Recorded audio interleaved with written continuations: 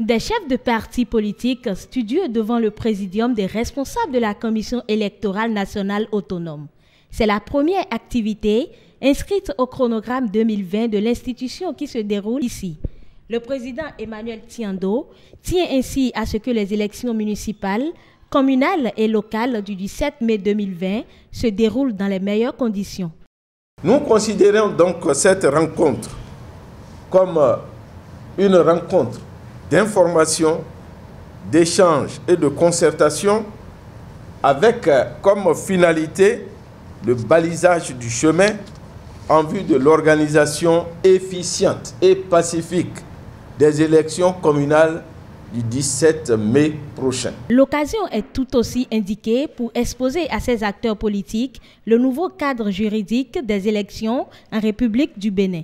Cette déclaration, signée par le représentant légal du parti politique ou de son mandataire dûment habilité, doit mentionner la dénomination et le logo du parti politique.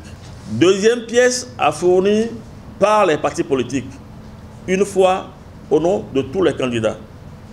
C'est une quittance de versement au trésor public du cautionnement prévu par la loi à raison de 10 000 francs CFA par candidat titulaire, soit un montant total de 18 150 000 francs CFA.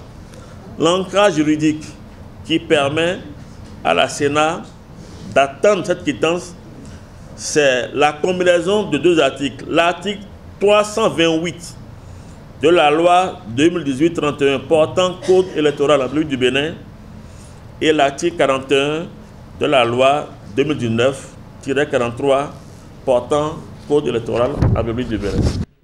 Des explications qui n'ont pas manqué de susciter de vifs commentaires, ponctués de questions diverses de la part des chefs de partis politiques. On va avoir le nombre de dossiers. Je ne sais pas si la Sénat a la place pour déposer tout ça. Il y a des petites fautes qui interviennent lors du remplissage de certaines pièces, surtout ceux qui ont des jugements supplétifs.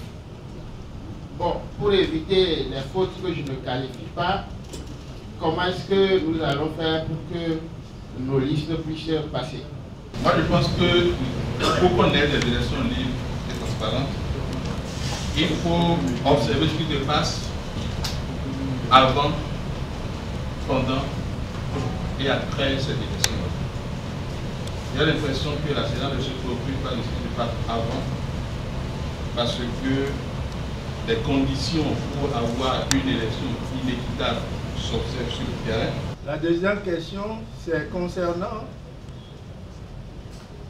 une application qui permettrait la compilation auprès des bureaux de vote pour que, dès que tous les bureaux de vote seraient fermés, on puisse obtenir les résultats des élections.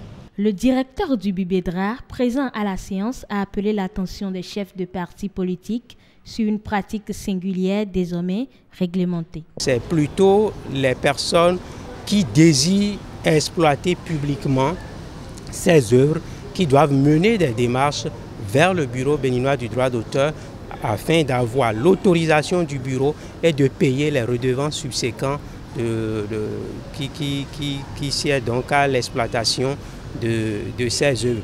Bien évidemment, lorsque par exemple un créateur, un auteur aurait été approché par un parti politique pour faire un morceau, il est souvent conseillé à l'artiste de se rapprocher de son bureau de droit d'auteur pour bénéficier des conseils afin que ses droits ne soient pas lésés dans l'exploitation de ses œuvres plus tard. Ce que nous comptons faire dans le cadre de ces élections, c'est surtout d'harmoniser les choses, de partir sur le principe d'une rémunération forfaitaire pour les créateurs et de pouvoir amener les partis à commencer à respecter les tests dans le secteur donc, du droit d'auteur.